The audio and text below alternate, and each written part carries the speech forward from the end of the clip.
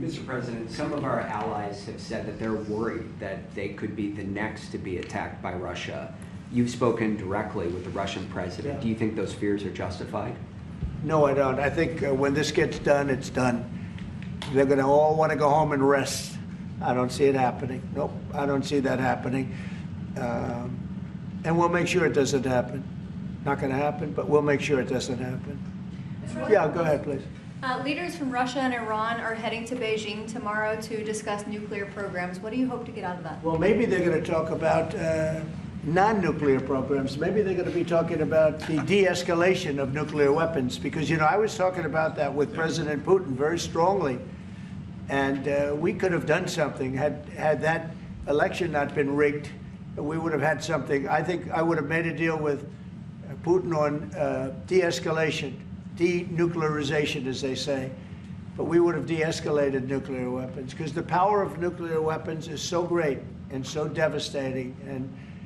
And right now, Russia and us have by far the most, but China will catch us within 5 years. China doesn't have, but they're in the process of building, and they build.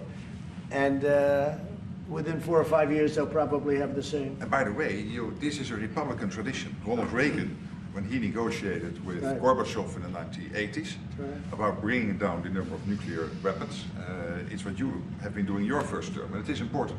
It would be a great achievement if we could bring down the number. We have so many weapons, and the power is so great.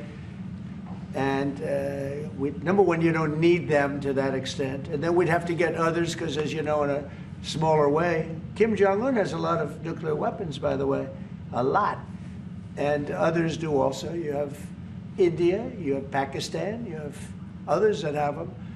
And we'd get them involved. But we started off with Russia and us. We have by far, actually by far the most.